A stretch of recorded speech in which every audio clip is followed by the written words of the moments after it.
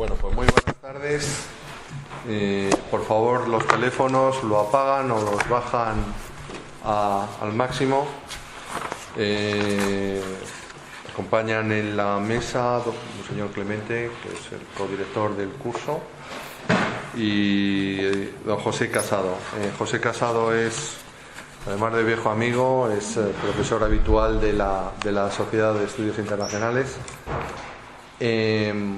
Les dije que no solamente íbamos a tratar lo que era los conflictos internacionales desde la óptica de la defensa o de la seguridad, sino que además hablaríamos de los conflictos internacionales bajo el punto de vista económico. Entonces tenemos con nosotros a José Casado, como les decía, que va a hablarnos sobre la economía digital en el año 2025, la visión desde la que hoy conocemos: digitalización, revolución industrial, disrupción, innovación, aceleración, automatización, visualización, etc.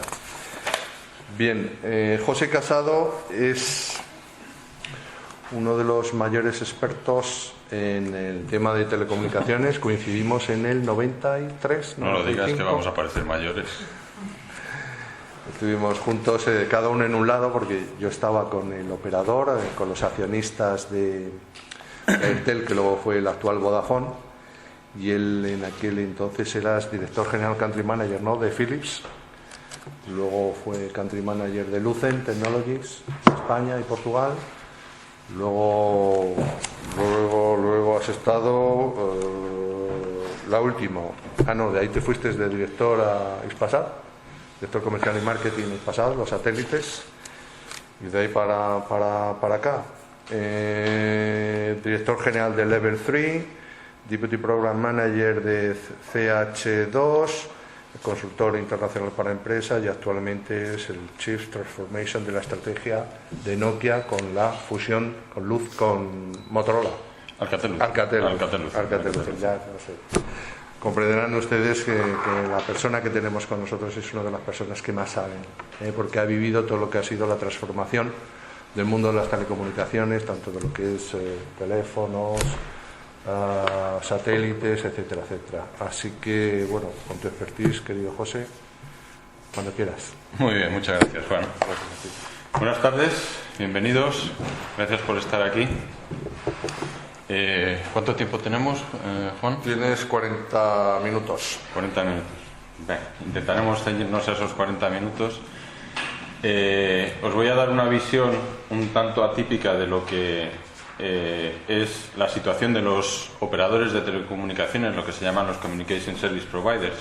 ¿Cuál puede ser la evolución en el entorno de la economía digital de aquí al 2025? Con lo cual tiene una componente de futurismo, de previsión, muchas de las cosas que voy a decir, pero ya veréis que muchas nos van a sonar realmente nuevas.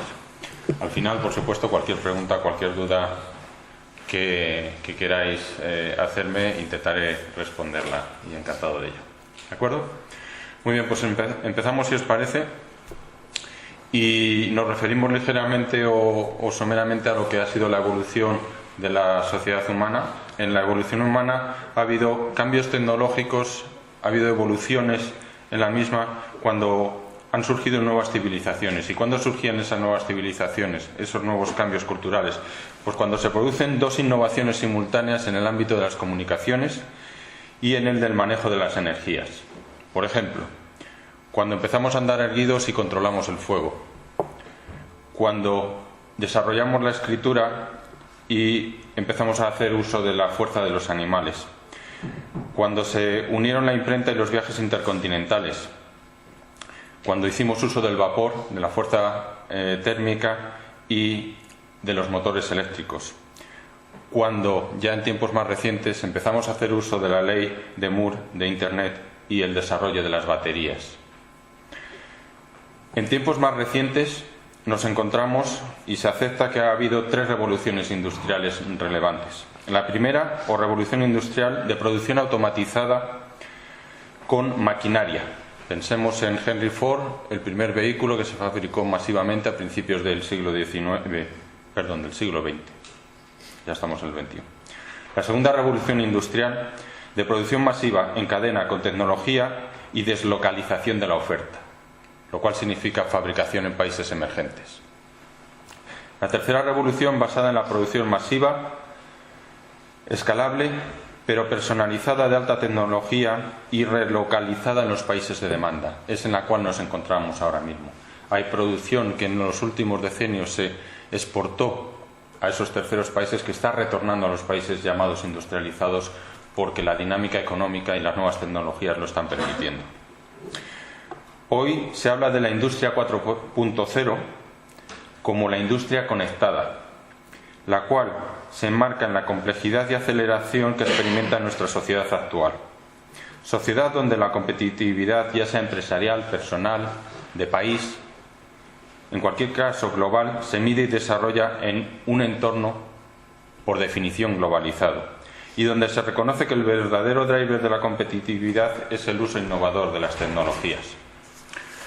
La ley de Moore, que a muchos de vosotros os sonará, lo único que refleja es que la tecnología del estado sólido, los semiconductores y la inteligencia aportada por las capacidades de almacenamiento y de cómputo, de cálculo o procesamiento por los circuitos fabricados con ellos, son los posibilitadores de la electrónica digital, la cual está dinamizando desde hace ya decenios la existencia de dispositivos inteligentes, desde los electrodomésticos hasta los robots industriales, pasando por los smartphones, los ordenadores y cualquier dispositivo electrónico personal que se os pueda venir a la cabeza. Permiten generar nuevos productos y servicios e innovar sobre las cadenas de valor de los negocios. La extensión global y temporal de este hecho es lo que ha permitido establecer el concepto de sociedad digital. La ley de Moore está posibilitando que el ritmo de cambio en los últimos estadios de la revolución digital se esté acelerando incluso más, llegándose así a poder estimar, cuando nuestras capacidades de igualar los montos de proceso asociados a determinados animales o seres animales serán una realidad. Y no estamos tan lejos. Podemos estar hablando de menos generaciones de lo que nos pensamos. El surgimiento de la electrónica digital ha posibilitado múltiples cambios. Si lo visualizamos gráficamente, la sociedad digital actual está siendo conformada por 4 grandes olas de cambio. Olas de innovación, agrupadas en base a su trascendencia multidisciplinar, multidominio, y donde la transversalidad en su afectación de los hábitos de las personas y de los negocios nadie discute. Así, podemos citar las comunicaciones por voz en el siglo XIX y en el siglo XX, las comunicaciones de mensajería, email, chats, etc., la generalización del uso de Internet y los nuevos servicios digitales, como por ejemplo Amazon Web Services. Con base en todo lo hasta aquí dicho, Gartner, una consultora probablemente también conocida por todos vosotros, hace un análisis de tecnologías innovadoras.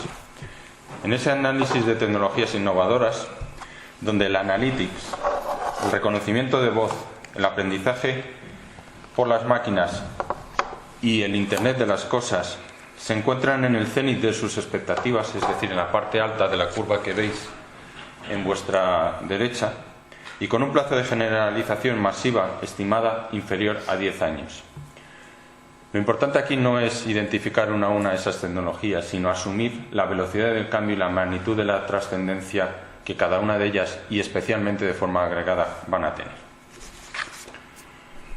Si hacemos una retrospectiva de qué tecnologías han posibilitado estas revoluciones tecnológicas industriales que referíamos antes, vemos que desde hace más de medio siglo el progreso se basa en tecnologías posibilitadas por la electrónica digital. Vemos también que el proceso de innovación se acelera, que cada salto lleva menos años y que nos encontramos en un momento en el cual se habla de la virtualización y de la nube como el dinamizador social y económico del futuro digital. Por si alguien tuviera alguna duda de la importancia del binomio innovación y productividad, muestro los datos de Eurostat, que reflejan la correlación existente para sus países independientemente de su nivel de progreso relativo. Pero es que el mundo, digitalmente hablando, podemos ver lo que está ocurriendo en tiempo real. No es algo que supone una entelequia. Nos encontramos en una situación, en un escenario en el cual es perfectamente factible el visualizar lo que está ocurriendo en ese Internet que ha posibilitado la electrónica digital. Esto es lo que está ocurriendo ahora mismo en Internet. Bueno, lo dejo en ese tamaño para que se vea. Esto es una conexión en tiempo real a Internet. Es una página que muestra el número de clics, el número de cuentas creadas, el número de descargas, de conexiones de diferentes plataformas de Internet. Eso es lo que está ocurriendo hoy. Esa es la aceleración del mundo en el cual nos movemos. Y el reflejo de estas cifras es un reflejo económico. Cada una de ellas tiene una consecuencia en una cuenta de resultados. Y ese es el ritmo al cual se están generando ingresos, en algunos casos pérdidas, pero mayoritariamente ingresos, en cada una de esas compañías en el mundo como consecuencia de la sociedad digital en la cual nos encontramos. Esto es información pública y accesible para cualquiera. Si volvemos a la presentación, y llegado a este punto, lo que voy a hacer es cubrir los siguientes aspectos de la visión digital del 2005. Y lo voy a intentar hacer cubriendo esos elementos que indico ahí arriba. En primer lugar, vamos a reseñar qué es ese latido del mundo digital, lo que está ocurriendo ahora mismo. Y a continuación haremos un análisis, lógicamente somero por la limitación del tiempo, de cuáles las perspectivas tecnológicas para ese 2005, qué está ocurriendo en el mundo de los dispositivos, en el mundo de los operadores, de las redes de telecomunicaciones, de los servicios a empresas y de los servicios a particulares o residenciales. Si empezamos por el latido, lo que he llamado el latido del mundo, lo primero que podemos indicar es que el poder en el mundo está cambiando. La dinámica de poder como consecuencia de estas tecnologías está variando y se está rediseñando el entorno diplomático, económico, comercial y por tanto la vida de todos nosotros. La población está envejeciendo. Ese es otro driver, otro factor de influencia que lógicamente tiene su efecto en la sociedad digital. Y una de las cosas que está produciendo es un gap, una diferencia entre los que dominan y los que no dominan, los que conocen y los que no conocen, los que tienen acceso y los que no tienen acceso a la tecnología digital. Por otro lado, lo que está claro es que el poder político cada vez más se encuentra en un escenario en el cual sigue al poder económico. Y ese poder económico estamos diciendo que está de alguna forma dirigido por esa capacidad tecnológica de las personas, de las empresas y de los países.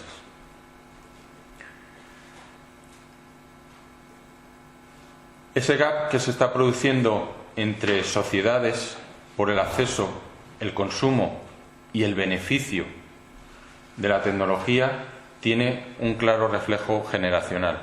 Nos guste o no, hay personas en estos países y en otros países que por cuestión formativa y de edad, que muchas veces van asociadas una con la otra, no son realmente miembros nativos digitales de la nueva sociedad y de alguna forma existe un riesgo de exclusión para los mismos. El entorno medioambiental también se ve afectado.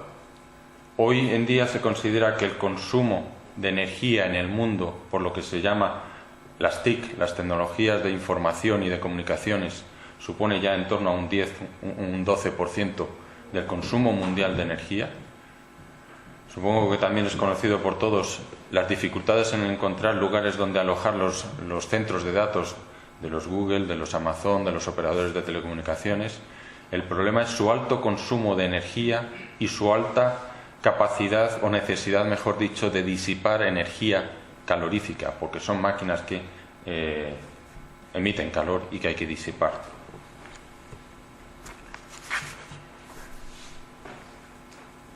La tecnología, por lo tanto, lo que presenta es, como todo en la vida, dos caras. Presenta oportunidades y presenta dificultades. pero en cualquier caso se reconoce que es el elemento más disruptivo que va a modificar de aquí al 2025 la sociedad en la cual nos encontramos. Los modelos de negocio y de servicios que hoy en día consideramos más prometedores, perfectamente en 10 años pueden llegar a serlo o ser un absoluto fracaso. Hoy en día hacer pronósticos a 10-5 años es realmente complicado. Pero lo que sí podemos enunciar es que la conectividad será muy importante en el 2025, entendiendo por conectividad la accesibilidad a las redes de los operadores de telecomunicaciones, sean fijas o móviles, en cualquier sitio, pero con grandes capacidades de velocidad y de calidad en esa velocidad. Hoy en día no entendemos el no tener una conexión de banda ancha, no ya solo en nuestro domicilio, en nuestra empresa, sino en el móvil. Pensar, y es un dato, que en Europa un 32% de los hogares ya no tienen conexión de banda ancha fija, solo la tienen de banda ancha móvil, lo cual es un indicador también de otra cosa que está posibilitando la sociedad digital, que es la movilidad. Cada vez más entendemos la conectividad como algo que va conmigo. Hace muchos años el número de teléfono estaba asociado normalmente a un domicilio, fuera empresarial o fuera particular. Posteriormente, con los móviles, ese número de teléfono iba asociado a la persona, al dispositivo que yo llevaba en mi bolsillo. Hoy en día el número de teléfono se está viendo sustituido por la identidad digital, y la identidad digital es ese conjunto de aplicaciones, accesos, plataformas, foros sociales, redes, descargas de contenidos que se asocian a la persona y que han de estar disponibles allá donde la persona se conecte y a través del medio que se conecte. Es decir, me da igual que sea una red fija, una red móvil, que esté en el país donde tengo contratado a un operador para que me dé esos servicios, o que esté en el extranjero de viaje, de negocios o de placer. Esa identidad digital va conmigo. Y por tanto es importante que esos datos estén securizados. Y el que estén securizados no va asociado simple y llanamente a que estén alojados en la nube, sino que el acceso a ellos esté securizado, no solo el depósito de los mismos, el alojamiento de los mismos. Por tanto, es una cuestión más compleja de lo que parece, pero que preserva y exige la existencia de una conectividad al máximo nivel. Los operadores de telecomunicaciones han sido y están siendo los posibilitadores de esta digitalización, pero igual que la digitalización está rompiendo barreras, entendiendo por romper barreras que cada vez es más fácil para los nuevos entrantes entrar en mercados que antes no estaban haciendo uso de las nuevas tecnologías. Hoy en día ya no hay que hacer inversiones masivas para entrar en determinados negocios como había que hacer en el pasado. Hoy en día se puede competir con un operador de telecomunicaciones que lleva 100 años invirtiendo cientos y miles de millones todos los años de una forma relativamente sencilla. Pensar que Skype lo está haciendo. Y además son compañías que, invirtiendo la enésima parte de lo que invertían los operadores de telecomunicaciones, entran a competir en ellos con servicios con un distinto marco regulatorio. Una telefónica, cuando da servicio de comunicación de voz, es un servicio regulado, es decir, sujeto a una legislación y unas exigencias. Skype no está sujeto a ninguna legislación cuando te ofrece servicio de llamadas por voz. Skype son cientos de personas. Una telefónica son miles de personas. Una telefónica invierte miles de millones de euros al año. Un Skype invierte muchísimo menos. La capitalización bursátil que tiene Skype normalmente es incluso mayor que muchos de los operadores. Esa es la problemática que tienen hoy en día los operadores de telecomunicaciones y de cara al 2025. Ellos lo han posibilitado y ahora lo están sufriendo también. Pero también es cierto que esa digitalización de la sociedad es la que nos ha permitido automatizar, enriquecer nuestra calidad de vida en muchos de los aspectos que hoy ya nos parecen normal, pero que realmente son diferenciadores si lo miramos simplemente 10, 20 o 30 años hacia atrás. Por daros una indicación de qué está ocurriendo con esa conectividad, hoy en día las tarifas planas de móvil normalmente están en 1, 2, 3, 4, 5 gigas, cuando ya eres altamente demandante de tráfico. En promedio, en España, y es un buen reflejo de cualquier otro país, se está superando ya los 2 gigabytes al mes de tráfico, para que os hagáis una idea. Pero es que en los hogares el promedio está ya por encima de los 60-70 gigabytes al mes. No en móvil, sino en fijo. Lo cual significa que lo que están experimentando los operadores de telecomunicaciones es una presión, no solo en precios, sino de tener que cursar por sus redes cada vez tráficos más altos, con mayores requerimientos de calidad, de latencia, etcétera, etcétera. Por daros otra pista, la proporción que supone el número de minutos que han perdido ya de voz frente a los OTTs son los over the tops, aquellos competidores como Skype que dan servicios de telecomunicaciones pero sin tener todas esas limitaciones que tienen los operadores de telecomunicaciones, es que ya han perdido el 8% del tráfico de voz mundial frente a ellos. Y no tienen tantos años, estamos hablando de en promedio unos 10 años. Asustarse por lo que está ocurriendo no conduce a nada, pero hay que ser conscientes de lo que está ocurriendo. Lo que está ocurriendo es un boom total y absoluto en el tráfico. Ahí tenéis una historia de alguna forma identificada con los principales jugadores de cada década de lo que ha ocurrido en estos últimos años. Estamos hablando de que en el año 2020, ni siquiera en el 2025, el rango de crecimiento del tráfico va a estar entre los 2,6 y los 4,3 zettabytes de tráfico al año. ¿Qué significa eso? Z, para que os hagáis una idea, son 1000 petabytes y cada petabyte es 1.000.000 de terabytes, que a su vez es 10 a la 9, 1000 millones de bytes.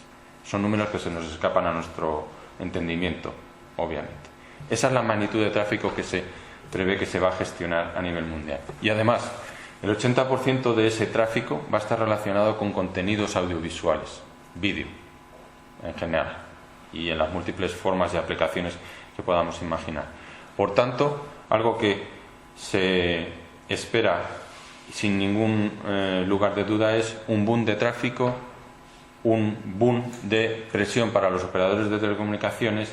¿Y por qué hago todo esto específico? Porque la sociedad digital se basa en las redes digitales de comunicación, que son las que posibilitan los servicios hospitalarios, los servicios de salud, los servicios financieros, los servicios fiscales, etcétera, etcétera, etcétera. Y todo eso corre sobre estas redes que se están viendo sometidas a esa presión.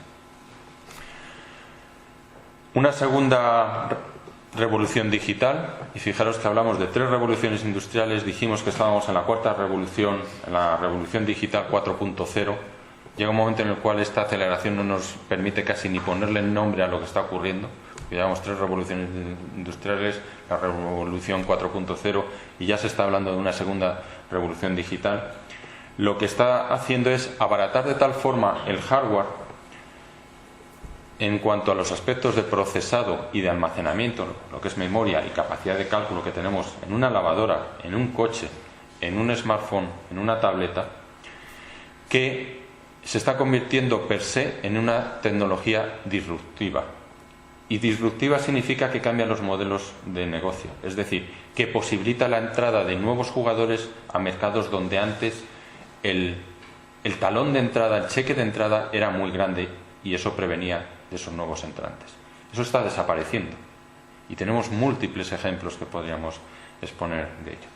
Por tanto, esta oportunidad de posibilitación basada en las tecnologías digitales lo que hace es facilitar una mayor competencia global y por tanto un dinamismo de la economía, de esa economía digital que se le está dando ese adjetivo digital. El mundo de las empresas cada vez va a ser todavía más competitivo y donde la conectividad seguirá siendo un aspecto de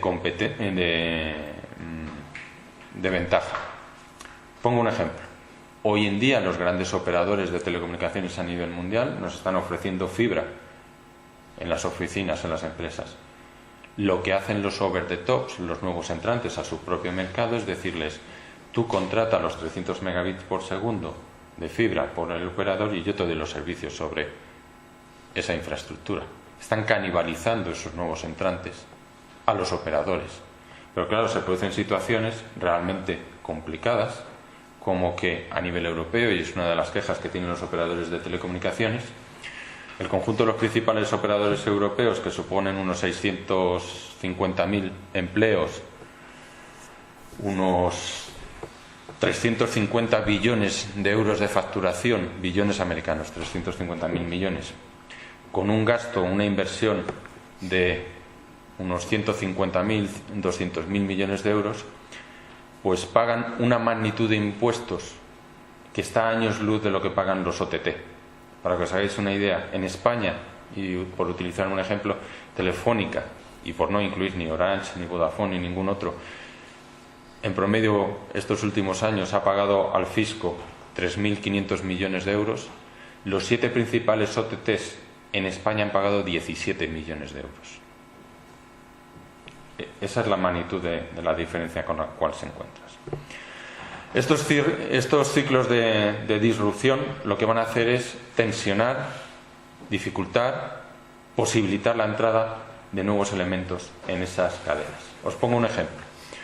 Cuando Apple creó el iPod, no produjo un nuevo dispositivo, destrozó el mercado de la música. Corrijo lo de destrozó, lo cambió. Introdujo una nueva forma de consumir música. Entre comillas, lo de menos era el iPod en sí. Lo que cambió fue un modelo de negocio. Esa es la diferencia, eso es lo que significa la disrupción digital.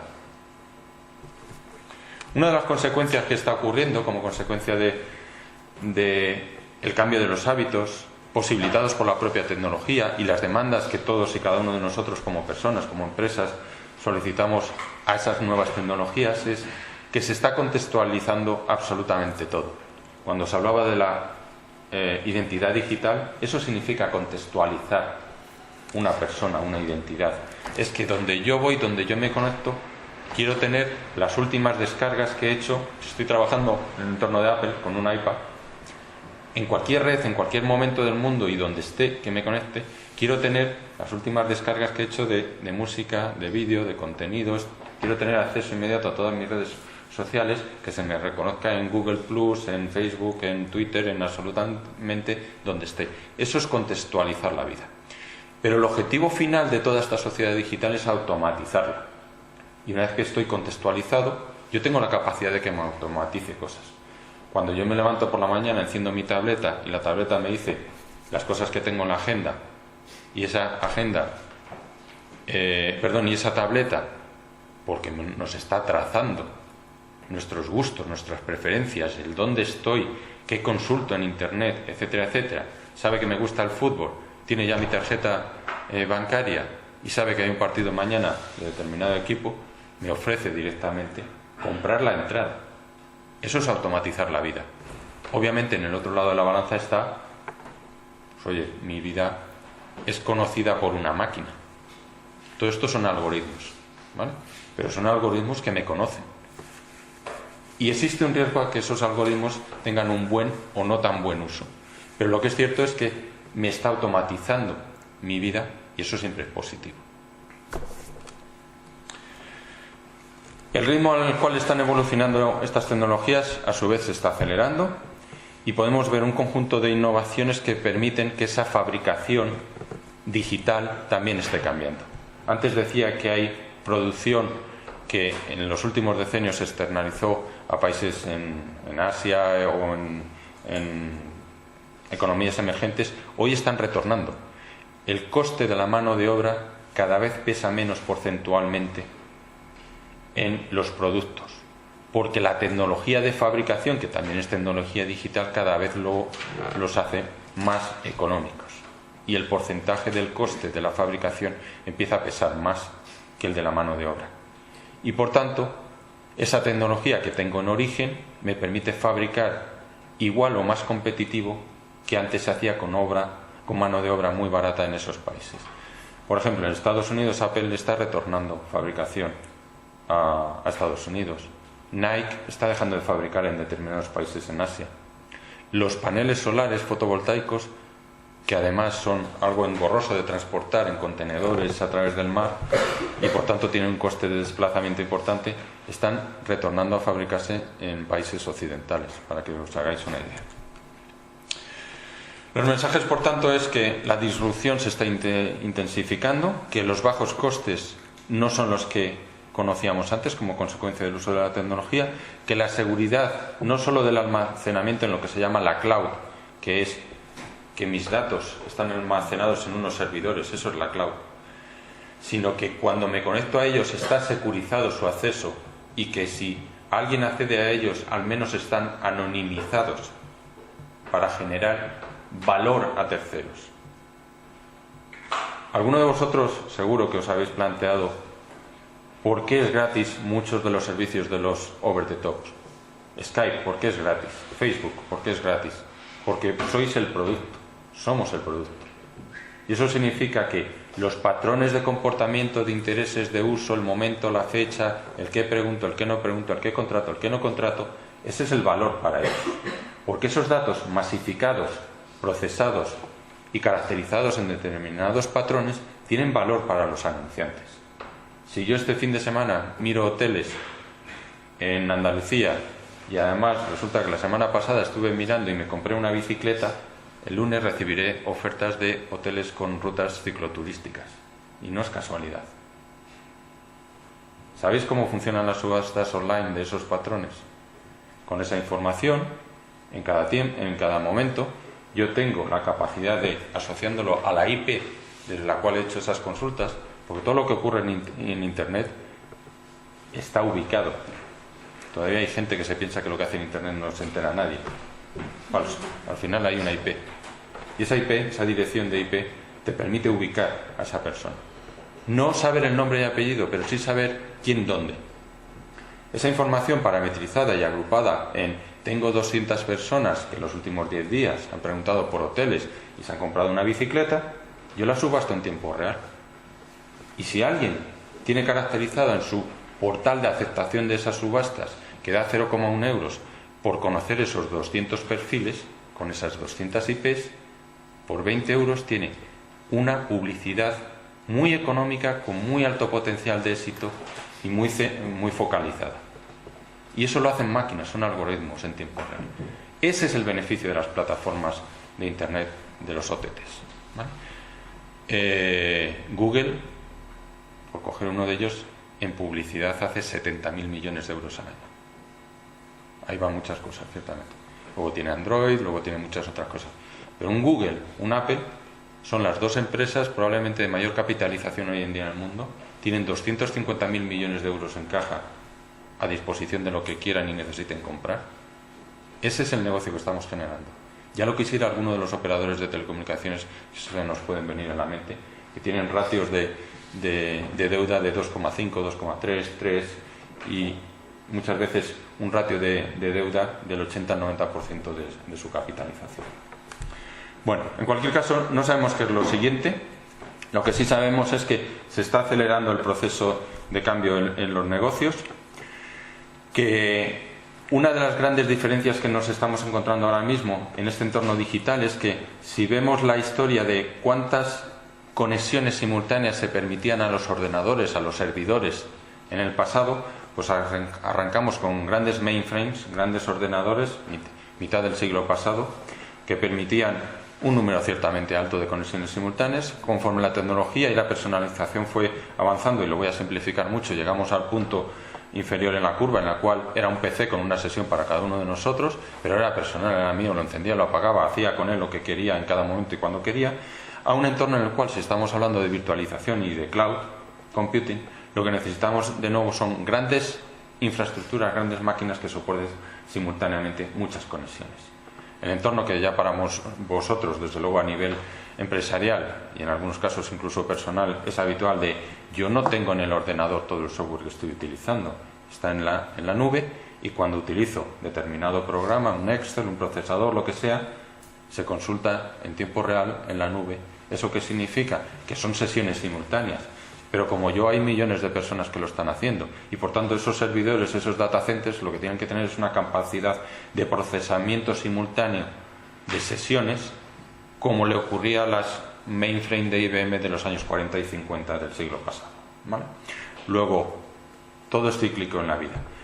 Si evolucionamos a un entorno de virtualización posibilitado por la digitalización, porque cuando estamos hablando de virtualización lo que nos referimos no es simplemente a que mi información, mis contenidos estén alojados en un servidor, sino que es virtual mi ordenador, porque el software con el que funciona no está aquí. Y ese concepto de virtualización se está extendiendo a muchísimas más cosas de las que nos pensamos. Entonces la cuestión que surge es y qué infraestructura va a ser capaz en los operadores de telecomunicaciones de dar satisfacción a esas demandas masivas, en tiempo real, de alta conectividad, de alta calidad, con bajos tiempos de latencia, etcétera, etcétera. Bueno, por avanzar un poquito más, en cuanto a los dispositivos de uso común, bueno, cualquier dispositivo de consumo electrónico es aquel que ayuda a los humanos a capturar, crear, acceder o compartir contenidos e información. Como veis, esa es una definición aplicable a cualquier dispositivo electrónico que se os pueda venir ahora mismo a la mente. Y ahí incluimos desde un coche conectado hasta un smartphone, hasta una lavadora que avisa, o una nevera que avisa al supermercado de que no queda leche y le emite un pedido, etcétera, etcétera. Mientras que todas estas evoluciones en estos dispositivos en las últimas décadas se han venido orientando o se han marcado por los avances en la tecnología del hardware, a partir de ahora lo que va a ocurrir es que el hardware va a ser cada vez menos importante. Ojalá y nos veamos dentro de 10 años, pero dentro de 10 años las pantallas no tendrán la importancia que tienen ahora. Y cuando digo pantallas, la pantalla del smartphone, la pantalla del PC, la pantalla del televisor, la pantalla de un proyector, cada vez va a haber más pantallas no asociadas al dispositivo, es decir, pantallas que yo proyecte sobre una pared, pantallas virtuales, holografías, etc. Los dispositivos van a ser mucho más procesamiento, menos almacenamiento porque estará conectado en tiempo real con esos grandes centros de datos, y la pantalla, el dispositivo de visualización, será o una pared donde proyecto o algo similar. Una de las limitaciones que tienen los dispositivos son los teclados. Ya hay teclados virtuales que desde la muñeca proyectas en una mesa. Cada vez hay más uso del reconocimiento de voz. Todos conocéis Siri de Apple y de diferentes fabricantes. Dentro de 10 años las pantallas serán virtuales, los teclados cada vez existirán menos y será mucho más reconocimiento de voz. Esa es la evolución, esa es la tendencia que tienen los dispositivos comerciales. El inmediato cambio en los móviles es la desaparición de las SIM, de las tarjetas que van dentro de los dispositivos móviles. A partir de este año y dentro de 6 meses, cualquier dispositivo móvil que se fabrique que no sea un móvil no llevará una tarjeta física dentro. Y los móviles a partir de 6 meses. No significa que tengáis que tirar los móviles, ¿vale? Guardarlos en el bolsillo. Pero la tendencia es eliminar un elemento hardware que es el SIM. ¿Y qué implica eso para el modelo de negocio? Y esa es la disrupción. Que si la tarjeta físicamente, que es con la cual nos controlan los operadores, y cuando digo nos controlan, vehiculizan el contrato con nosotros, viene embebida mínimamente en la electrónica del dispositivo y es en buena parte software, se abre un nuevo mercado sin barreras de entrada para esos operadores de telecomunicaciones, para la reventa, la comercialización de las conexiones móviles en el mundo. A título personal, ¿qué ventajas me va a dar? Que esa tarjeta virtual me permitirá tener varias conexiones con operadores simultáneas. Cuando me vaya a otro país, simplemente le cambio la configuración y ya no existirá el roaming, ya tendré un contrato con el operador de ese país local con unas tarifas más baratas. Eso está cambiando el mercado. Es otro ejemplo de disrupción digital en el mercado de los operadores de telecomunicaciones, ¿vale? Pero a su vez, pensar cuando la Internet de las cosas no tengas la necesidad de, en esos 50.000 millones de cosas que se dice que puede haber instaladas en el año 2030, no tengas la necesidad de ir con 50.000 millones de SIMs a incorporarlas, y que si en un contrato de 1.000 millones de dispositivos cambias de operadores de telecomunicaciones, tendrías que haber cambiado esos 1.000 millones de SIM. Ya no tendrás que hacerlo. Los consumos de ese dispositivo también se reducen, etcétera, etcétera, etcétera.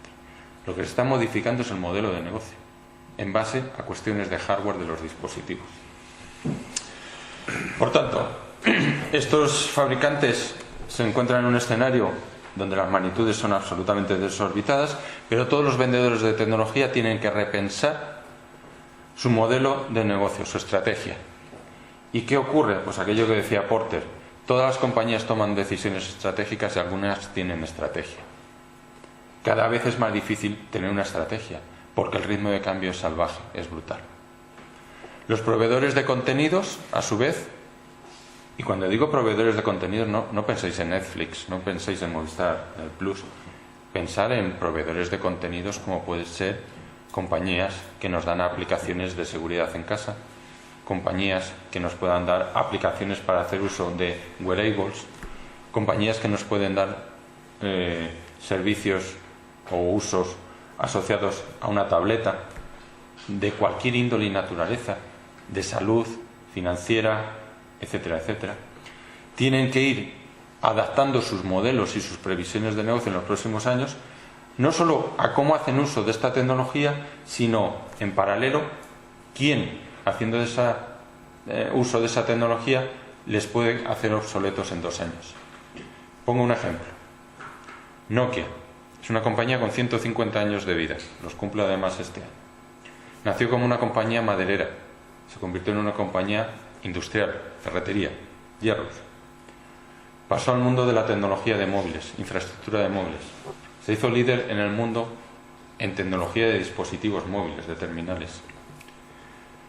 Posteriormente evolucionó hasta un 50% de su facturación en servicios. Hoy no está en móviles, no existen terminales de Nokia, se los vendieron a Microsoft y ha muerto. El negocio que tenían de mapas, HERE, lo han vendido. Eso es la evolución. En 150 años, y acelerado en estos últimos, las compañías que no reaccionan rápido desaparecen. Pensar en Kodak, pensar en otros muchos ejemplos. Ese es el efecto de la sociedad digital, de la disrupción tecnológica. El uso de la voz ha declinado y como consecuencia de ello y de todo esto que estamos diciendo, la movilidad es algo obligatorio en la sociedad. Si comparamos el 2005 y el 2015, la fabricación, las ventas que ha habido de dispositivos, de PCs portátiles como este desktop, de PCs portátiles, de tabletas y de smartphones, pues ahí tenéis las magnitudes. Es impresionante las magnitudes y sobre todo el ritmo de crecimiento. Yo me acuerdo hace 10-15 años se presentaban las curvas que indicaban el número de años que había tardado el televisor en haber vendido 50 millones de unidades en el mundo. Y te encontrabas con periodos de 15, 20, 30 años. Lo mismo con los microondas, con diferentes productos. Hoy en día, el surgimiento y la desaparición de un determinado producto puede ser perfectamente cuestión de 3, 4, 5 años. Apple, que sus ventas dependen en un 60% del iPhone, está perdiendo valor bursátil porque se considera que tiene una excesiva dependencia de un producto que es el iPhone. Pero claro, es que vende una cantidad y un valor impresionante. ¿Pero eso qué significa? La fragilidad de los negocios como consecuencia del uso de las tecnologías y la capacidad que tienen de influir en los hábitos y los hábitos de actuar sobre ellos, precisamente. ¿Qué les va a ocurrir a las redes de los operadores de telecomunicaciones? Pues lo primero que les va a ocurrir es que tendrán que actuar en un entorno convergente en el cual aquel operador que en una determinada geografía no sea capaz de ofrecer lo que se llama el triple play, el cuádruple play, es decir, 3-4 servicios al menos empaquetados, tiene un problema competitivo con respecto a los demás. Y muchos operadores están abandonando determinadas geografías porque no son capaces de replicar esa oferta convergente. ¿Vale? El cliente que tiene una oferta convergente es el que menos se va de compras, el que más difícil le resulta encontrar una oferta comparativamente mejor para el conjunto de todos esos servicios en otro operador. Cuando yo tengo segmentados mis intereses con un operador, pues yo estoy comparando el móvil con el móvil, el fijo con el fijo, la televisión con la televisión. Cuando están empaquetados es difícil en conjunto encontrar algo más atractivo. Uno de los problemas que está presentando esto también es que los propios ejecutivos del sector tecnológico a su vez se ven muchas veces arrastrados por esta dinámica. la agilidad que tienen las organizaciones para evolucionar con el cambio no siempre es el adecuado. Todo el mundo habla de customer care, de atención al cliente, qué relevante es, pero cuando le preguntas qué opciones y qué decisiones estás tomando para ello y rascas un poco, te encuentras con que lo que realmente están actuando es sobre cuestiones asociadas a la reducción de costes. Es decir, no estoy cambiando nada, estoy pretendiendo ser más eficaz. Eso está bien, eso hay que hacerlo, por supuesto. Pero eso no te asegura que vas a vivir dentro de 2 años. Lo que tienes que hacer es ser efectivo en costes y tener esa capacidad de evolucionar con la tecnología y con la disrupción al tiempo que miras alrededor qué está ocurriendo, para que no aparezca nadie corriendo como loco y te adelante. Esa es la cuestión que está dificultando a las organizaciones. Y luego muchas veces se hablan de los legacies. El término legacy significa lo que arrastras del pasado y que te ha permitido llegar al presente. Y ese es el valor que tiene, pero no te debe condicionar al futuro. Y muchas veces las compañías, no solo los operadores de telecomunicaciones, tienen legacies. Tienen legacies en sus sistemas informáticos, por ejemplo. Y esos legacies van asociados muchas veces a las personas, al miedo a tomar la decisión de apagar un sistema para introducir otro nuevo. Y, por tanto, aparece el concepto de legacy de la organización. Porque la pregunta sería, ¿y por qué los operadores de telecomunicaciones tienen tantos problemas en competir con los OTTs? Cuando son más pequeños, son unos pocos cientos de personas, son gente joven, que no tiene una experiencia de mercado de 30 o 40 años. Pues precisamente también por esos legacies de organización. Cuando tú tienes una organización pesada con mucha gente, pues ese potencial que tienes también te limita en cuanto a ser rápido en reaccionar al mercado. Y el time to market es lo que hacen bien estos operadores de telecomunicaciones. Estos OTTs, son muy rápidos detectando, cuando no creando los hábitos en la sociedad. Y eso es lo que más le cuesta a los operadores de telecomunicaciones, precisamente, porque tienen una organización pesada. Son como el transatlántico, que cuando se lanza no lo paras, pero tarda mucho en arrancar. Y aquí se trata de reaccionar muy rápido, más que de coger mucha velocidad durante mucho tiempo. El consejo, por tanto, sería que se necesitan transformar estos operadores de telecomunicaciones también en empresas digitales. Habréis oído el término telco digital. Y para ello una de las cosas que están haciendo es poner en valor el Big Data. El Big Data es un montón de datos. Tienen datos de todo lo que hacemos en los servicios que tenemos contratados con ellos, es decir, en su negocio. Tienen datos de cómo reaccionan sus redes a nuestras demandas, es decir, datos de funcionamiento de la red. Y por tanto, datos de las operaciones que hacen que esas redes funcionen. Pero lo tienen disperso, tienen esos 3 ámbitos de datos. Y el Big Data hay que monetizarlo, hay que convertirlo en valor. Y para ello tienes que ser capaz de abstraer y obtener de ese montón de datos información que puedas monetizar, interna y externamente. ¿Y cómo la monetizas? Internamente, reduciendo el churn, es decir, la rotación de cliente, adelantándote a las necesidades de ese cliente para que esté satisfecho de seguir trabajando contigo. Y externamente, generando nuevas vías de ingresos, nuevos negocios que hasta ahora no eran los habituales de un operador de telecomunicaciones, vendiendo nuestros patrones de uso para campañas de publicidad, generando servicios que antes no eran conocidos y que probablemente no conocemos hoy, pero dentro de 2, 3, 4 o 5 años los estaremos utilizando. Pensar cuántos servicios que usáis hoy, hace 5 años, eran absolutamente impensables.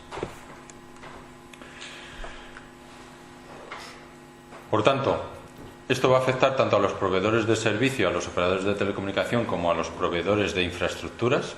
Una de las cosas que yo suelo decir en reuniones de trabajo es que el proceso de consolidación que ha habido en los proveedores de telecomunicaciones en estos últimos 15 años, que ha sido realmente importante y donde ahora mismo pueden quedar 3 grandes fabricantes a nivel mundial, Nokia, Ericsson y Huawei, los operadores de telecomunicaciones lo van a experimentar de la misma magnitud en 5 años. En los próximos 5 años vais a ver el proceso de consolidación de operadores a nivel mundial. Va a ser algo dramático, porque no salen los números.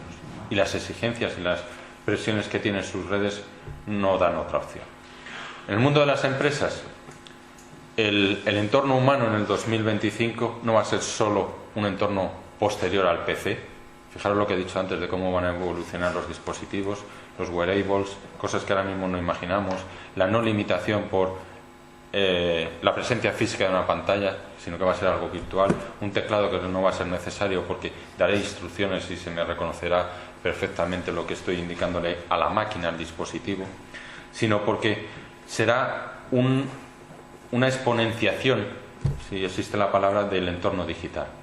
La información, el Big Data, se utilizará masivamente para calcularnos la prima del seguro en función de mi histórico de accidentes, sea en el hogar, sea en el coche, de mi edad, de si vivo o no cerca de una gasolinera, etcétera, etcétera. Y todo esto lo que va a hacer es que los ingresos de las empresas van a crecer o desaparecer dramáticamente y en tiempos mucho más cortos. Negocios hoy muy asentados no estarán dentro de 5 años, y negocios que hoy no conocemos o están en un estado embrionario alcanzarán tamaños impresionantes. Pensar en Google, en Apple, simplemente hace 10 años. Estaban a años luz de lo que son hoy en día. El Internet de las cosas va a ser otra gran revolución. Si algo está presionando el entorno de la sociedad digital y de esas infraestructuras es, en primer lugar, el que estamos en un entorno en el cual todo es IP, y cuando es todo IP son las redes, el acceso sea fijo o móvil, son los dispositivos. Hoy todo tiene una dirección de IP y en el futuro mucho más, y habrá 50 o 70.000 millones de dispositivos IP. Algunos sabréis que se ha pasado del IPv4 al IPv6 porque no había direcciones en IP, se habían acabado. Ese es el motivo del Internet de las cosas. Y entonces, como consecuencia de todos esos miles de millones de dispositivos que se van a poner en la calle, sea en un coche, sea en el jardín, sea en el hogar, sea en la sudadera que llevo, en la cazadora, en cualquier elemento, en el alumbrado, lo que va a ocurrir es que se van a generar nuevos negocios y nuevas oportunidades de segmentación para las empresas que existen o nichos para los nuevos entrantes. Pero esos nichos no es que sean nuevos porque no existían antes, son nichos que se facilitan porque no hay barrera de entrada en elementos de la cadena de valor añadido que tenían las empresas existentes hasta entonces. Entonces, si yo tengo una cadena de valor añadido grande, con múltiples eslabones, tengo que empezar a tomar decisiones de si quiero seguir en todas ellas y cómo lo voy a hacer para prevenir a esos nuevos entrantes, o si me focalizo en algunas y asumo las consecuencias de los eslabones que estoy perdiendo de esa cadena. Amazon, todos lo conocéis, lo que ha hecho ha sido destrozar, cambiar totalmente el modelo de la logística. Y cuando hablamos del modelo de la logística es que está dinamitando esos elementos, esos eslabones de la cadena de valor añadido que tenían menor valor añadido, y era el paso de la gran distribución a la pequeña distribución. Y una de las cosas que está ocurriendo, y esta mañana lo leía, es que su CEO se está planteando montar una logística mundial, es decir, precontratar determinados ámbitos y rutas de transporte mundial para alcanzar unas economías de escala que sean imbatibles. Podemos pensar, es un visionario, es un loco, va a fallar. Bueno, pero alguien pensó eso mismo hace 10 años y mira dónde han llegado. Que levante la mano el que no haya comprado nunca nada en Amazon.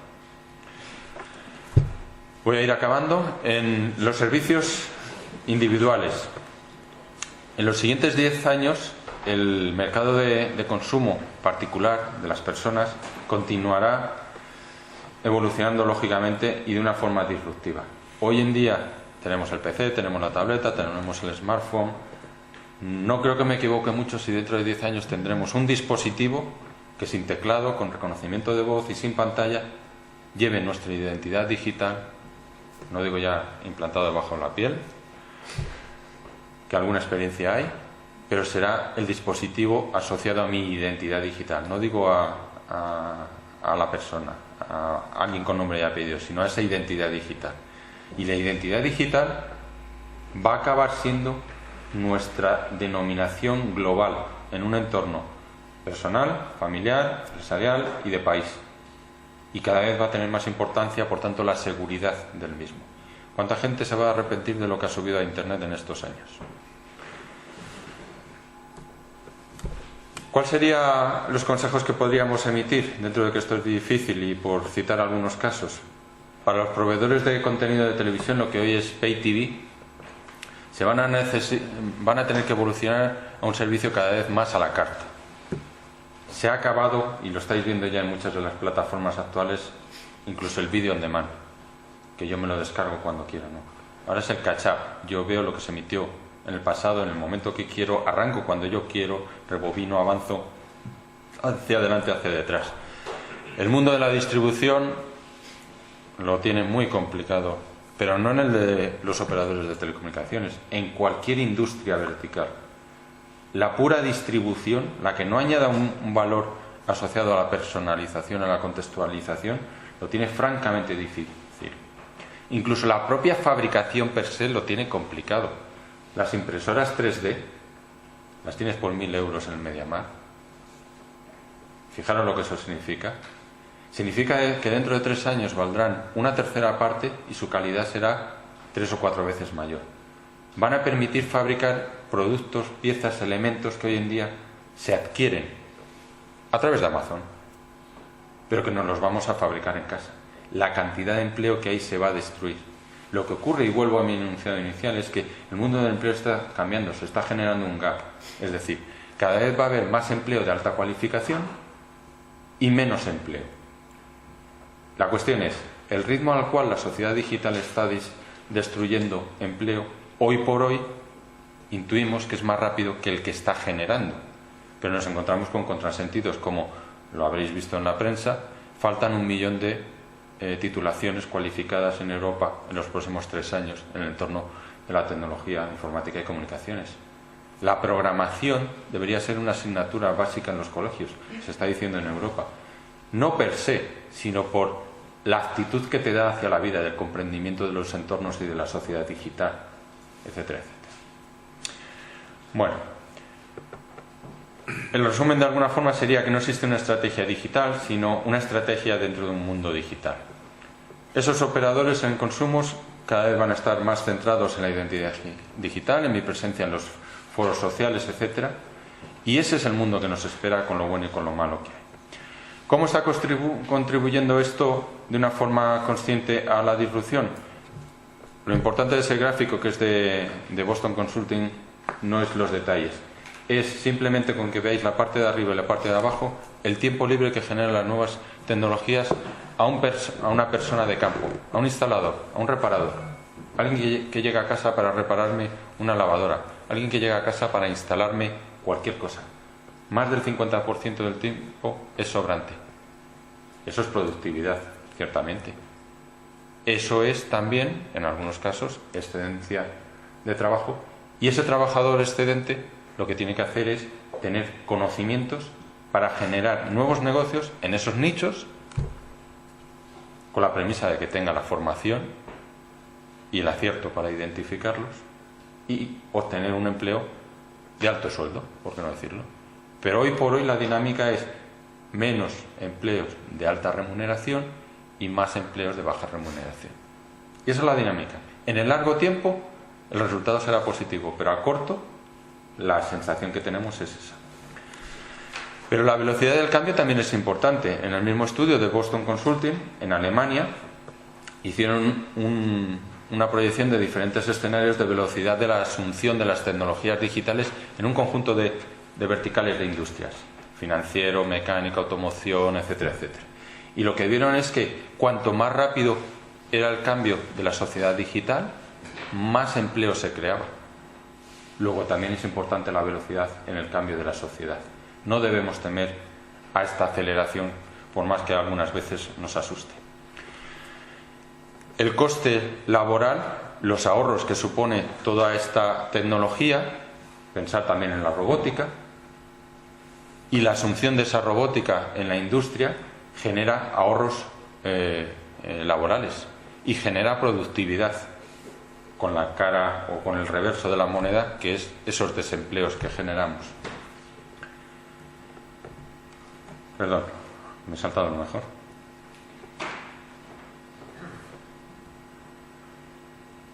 Aquí podríamos de nuevo ver la página que os enseñaba antes de Internet, de lo que ha ocurrido en estos 40 minutos aproximadamente, donde teníamos miles de clics, ahora tendríamos millones, donde teníamos cientos de dólares, ahora tendríamos millones de dólares. Ese es el ritmo que lleva la sociedad. ¿Todo esto qué significa? Que ciertamente debemos estar vigilantes, atentos, vamos a decir razonablemente preocupados, yo diría más interesados que preocupados, pero lo que es cierto es que taparnos los ojos no conduce a nada. Lo que tenemos que hacer es entender lo que está ocurriendo, saber por qué está ocurriendo y pensar cómo podemos influir a nivel personal, familiar, profesional y como empresa en ello. El secreto, como decía Sócrates, del cambio es poner toda tu energía no en luchar con lo que existe, sino asumir lo que viene. O como alguien dijo también hace no mucho en la crisis ha pasado, lo que queda es la realidad. Esa es la situación que tenemos y lo que está suponiendo la digitalización de la sociedad. Pues muchas gracias por vuestra atención y espero que haya sido interesante.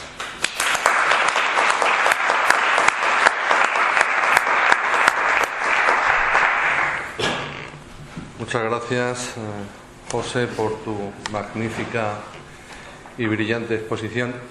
Yo recuerdo que en el año 93-95 era el primer responsable financiero de Airtel, Vodafone. Este señor venía y me decía: invertimos 45.000 o 60.000 millones de aquella época.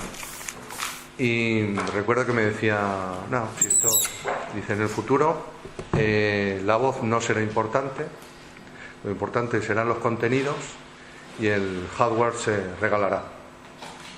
Yo no lo entendía, yo decía: ¿qué estás diciendo? ¿Te acuerdas? Yo decía: ¿cómo esto siempre valdrá dinero? Y dice: eso se regalará. Y la voz no, si la voz no es importante, la voz será un tema que se regalará, si lo importante serán los datos, ¿no? Bueno, pues unos cuantos años después, en efecto, todo aquello que decías parece ser que se va cumpliendo. He leído una noticia, ya por concretar la pregunta, de que Yahoo está en problemas, que Yahoo se está quedando obsoleta. ¿Es así? ¿Esa es la tendencia de Yahoo? ¿O? Lo que está ocurriendo incluso a nivel de los OTTs es que las expectativas de no crecimiento les están dañando. El hecho de que lleve determinados trimestres sin incrementar su base de clientes, entendidos como el producto eres tú que he dicho antes, está dañando su capitalización bursátil. De hecho, en la página que os he mostrado antes del comportamiento de Internet en tiempo real, si os habéis fijado, algunas tenían pérdidas. Tampoco significa que todos los OTTs lo estén haciendo bien. Su modelo de negocio no necesariamente es acertado. Entonces, Yahoo está muy básicamente centrado en publicidad, pero incluso entre diferentes OTTs, cuando compiten con la publicidad, pelean por un mismo mercado y hay quien lo hace mejor que otro. Entonces, en ese escenario también hay compañías que desaparecen. Y Yahoo, pues no lo sé si va a desaparecer o no, pero la verdad es que existen muchas dudas al respecto. Muy bien, ¿preguntas, monseñor, o pasamos? No preguntar ¿Sí? nada, porque pertenezco a ese mundo, ¿no? Él es doctor también en informática, sí. El señor está bastante especializado. Sí, perdón. ¿Querías mencionar? Una tecnología sobre el sector bancario y por qué bancos como el BBV, que se están denominando bancos digitales. Perdona, ¿me puedes repetir la pregunta? ¿Y qué impacto van a tener las nuevas tecnologías sobre el sector bancario? En el bancario, sí. Pues mira, el sector bancario es uno de los sectores que con más alto ranking aparece en la susceptibilidad de verse afectados por la digitalización. ¿Y por qué? Porque cada vez más el entorno de Internet para acceder a los servicios bancarios se está generalizando. Para ellos tienen determinadas ventajas. Sus costes fijos importantes no están en el centro de datos, que lo tienen que tener sí o sí, tengan o no las sucursales bancarias, sino que están en las propias sucursales bancarias. Y nos guste o no, esas sucursales bancarias cada vez se utilizan menos. En parte por una cuestión generacional y en parte por una cuestión social. Generacional, pues porque la población, las nuevas generaciones no van a la sucursal bancaria y porque además la sociedad de prisas en las que vivimos no facilita el ir dentro de un horario de oficina de sucursal bancaria a la misma. Entonces, cada vez se utiliza más Internet. Cuando tú utilizas más Internet y el negocio ves que te proviene cada vez más del canal Internet y menos del canal sucursal bancaria, empiezas a sopesar los costes que te suponen cada una de ellas. Y no te sorprenderá que el coste de Internet es mucho más bajo que el de las sucursales bancarias. Con lo cual, ya ellos mismos están generando la dinámica por la cual la digitalización es no solo su razón de cambio, sino su razón de sobrevivir en el futuro. Y en 10, 15, 20 años los bancos van a tener una presencia de sucursales bancarias absolutamente minoritaria y residual. Va a ser mucho más una cuestión de marca o para personas que por edad no son duchas en el mundo de Internet. Pero es que cuando montas una infraestructura de Internet en un banco, en el fondo lo que estás haciendo es posibilitar los nuevos entrantes. Porque la barrera de entrada para competir con un banco es tener 10.000 sucursales bancarias. Era tener 10.000 sucursales bancarias. Hoy en día dices, me monto un data center como el del Banco Bilbao Vizcaya y compito con él. Es que ni eso. Es que se lo contratas a Amazon Web Services, unos servidores en no sé qué data center, en no sé qué sitio del mundo, securizado, redundado, etcétera, por una cuota al mes. Con lo cual, si te va mal, no has perdido más que las cuotas de ese mes y estás compitiendo con el banco. Obviamente tendrás que hacer el depósito que te exija la legislación fiscal de cada país, como salvaguardas de los depósitos, etcétera. Pero en cuanto a la infraestructura que te permite competir, no hay barreras de entrada. O sea, puedes jugar en esa mesa de póker, utilizando ese término, con una cantidad irrisoria y competir con los grandes bancos. En el entorno de los móviles, uno de los grandes éxitos que está teniendo Vodafone en África con los móviles, sitios que no tienen agua, sitios que no tienen electricidad, donde es un problema recargar el móvil, para que os hagáis una idea, porque ya hay más móviles en el mundo que personas que tienen acceso al agua o a la electricidad, con diferencia, ¿eh? No estamos hablando de un poquito más. Uno de los éxitos que tiene Vodafone en África es el monedero electrónico en el móvil, porque en esos países en África no hay sucursales bancarias. Pero si tú puedes pagar con el móvil lo que consumes, estás suplantando a un banco. El propio operador de telecomunicaciones Vodafone está compitiendo en el sector bancario. A un nivel local más práctico aquí en España, ¿qué ocurre? BBVA es un accionista de Telefónica. Telefónica podría estar compitiendo perfectamente en el sector bancario. No lo está haciendo todavía porque tiene ese accionista. Pero el BBVA, con el Banco Santander, con el Banco Inter, etcétera, están en una competencia en el sector digital, porque su banco dentro de 10, 15, 20 años va a ser 98% electrónico y digital. Sí, otra pregunta. Sí. Buenas tardes. ¿Cree usted que la escritura manual como tal está abocada a quedarse obsoleta en la aparición en virtud de que como todo se está digitalizando y usted ha dicho que va a haber una prioridad anterior a la voz, a otro tipo de formas de expresión de plasmación? ¿Cree usted que llegará un momento en el que la escritura manual ya no se utilice porque sea totalmente necesaria y que el tiempo también es necesario y constituya un grabado o algo así? Yo diría, sería una pena. No creo que ocurra así porque hay muchas cosas que la naturaleza humana, aun teniendo medios más avanzados, le sigue gustando hacer. Pero es cierto que en la mayoría de nuestros hábitos, actuaciones, etcétera, la escritura manual, y lo vemos ya hoy, a mí mismo a veces, cuando dejas el teclado y empiezas a escribir, dices, yo ya no escribo como escribí antes, porque he perdido práctica. En la evolución que esto va a tener, que yo voy a interactuar con cualquier dispositivo, con cualquier red, con cualquier ente en esa sociedad digital de viva voz, pues el teclado y la escritura manual no tendrán, no voy a decir sentido de ser, sino necesidad realmente. No olvidemos, por otro lado, que el ser humano es eminentemente audiovisual. Aquello que se dice de más vale una imagen que 100 palabras, etc.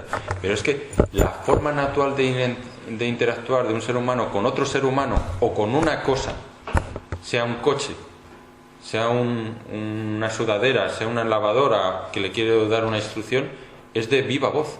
Y cuando quiero interactuar con una persona, incluso mucho mejor que un SMS, incluso mucho mejor que una grabación como me permite Skype, es una videoconferencia en tiempo real. Y las redes de los operadores de telecomunicaciones empiezan a posibilitar con buena calidad muchos servicios, no solo de videoconferencia, sino más avanzados, que inhabilitan la necesidad de escribir, sea en un teclado o de forma manual. Muy bien, pues la última pregunta. Muchas gracias. Teniendo en cuenta el orden de magnitud que ha señalado en los distintos ámbitos y desde el punto de vista de la incapacidad de gestionar ese cambio, me gustaría saber su opinión sobre lo que es precisamente la capacidad o la velocidad de gestión de cambio que tenemos que tener, porque desde el punto de vista debería haber, desde el punto de vista del desarrollo legislativo, ¿vale? Y de la regulación de ese mercado, cómo se contempla ahora a 10 años vista, ¿no? En medio de leyes que pueda llegar a haber en un momento dado, y sobre todo me interesa toda la cuestión de la seguridad, que desde un punto de vista, entiendo ya no solamente desde un punto de vista de la protección de datos personales, se va a desarrollar también sistemas de monitorización, etc. La legislación va por definición siempre por detrás de la tecnología, nos guste o no. Y eso va asociado a la naturaleza humana, es decir, cada vez que hay una ley hay gente que disfrutamos buscándole las cosquillas para buscar los resquicios, porque es absolutamente imposible, y esto no es ningún demérito para ningún sector de abogacía ni nada por el estilo, redactar y estipular por escrito cualquier eventualidad o escenario posible en el mundo, y mucho menos cuando el mundo está alcanzando los grados de complejidad que tiene ahora mismo. Entonces, la legislación va por detrás. Por ejemplo, la Unión Europea se ha llevado 5 años en definir una legislación sobre confidencialidad de datos a nivel internacional. 5 años. En 5 años en tecnología ha ocurrido absolutamente todo. Y encima, y no es por criticar a ningún estamento, pero ya de partida muchas de las cosas que están legislando después de 5 años de debates y conversaciones sabemos que son obsoletas. Pero el proceso de negociación, discusión y acuerdo es lo que supone. Luego hay ejemplos muy concretos.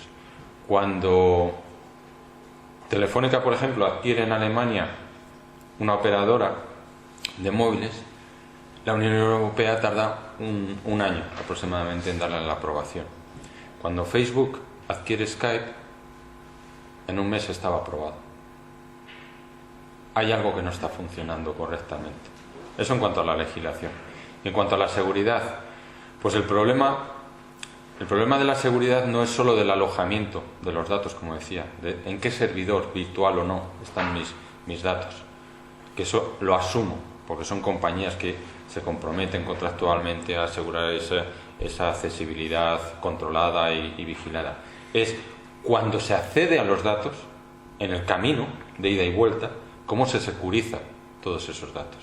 Y las aplicaciones, los servicios por los cuales se esperan esas compañías obtener ingresos, en ese tránsito de datos es donde tienen la mayor dificultad, el mayor riesgo. Esa legislación es la que ahora mismo es complicada, y es en lo que tendrían que estar centrados los legisladores, ni más ni menos. Cuestiones que surgen ahí. Los datos, llega un momento en el cual son el valor en sí, porque son datos procesados, es decir, mi identidad digital hoy en día, si me la violan en una transferencia, en una comunicación, en un uso de una aplicación, al ser mi identidad digital, es decir, todo mi perfil de uso, de descargas, de consumos, de tarjetas, etcétera, etcétera, es realmente un reflejo de mi vida, de mi existencia. No es como si me quitan una clave de una tarjeta. es que esa tarjeta, esa clave, ese historial de qué consulto, qué no consulto, dónde he estado a través del GPS o del móvil en los últimos 20 años, es mi vida, es mi historia, es mi identidad digital. Entonces, una de las cosas que la ONU se está empezando a hablar es que esa identidad digital hay que protegerla como un derecho de la humanidad de las personas y que acabará siendo realmente el referente de las personas. Y que además solventará situaciones como que hay países que hay DNI y pasaporte, hay países que no hay DNI pero hay pasaporte, hay países que tienen un documento que no se sabe muy bien qué es, y hay mucha gente todavía en la población del mundo que no tiene ni siquiera documentos, pero que tienen móvil. Luego tienen una dirección de IP.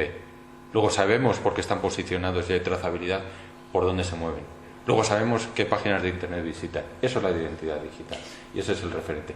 Pero hay que legislarlo. La historia por ahora demuestra que se va tarde siempre.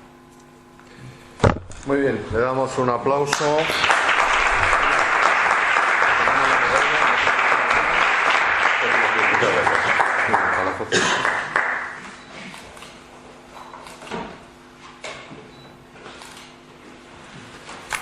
Muchas gracias. Hacemos un corto intermedio.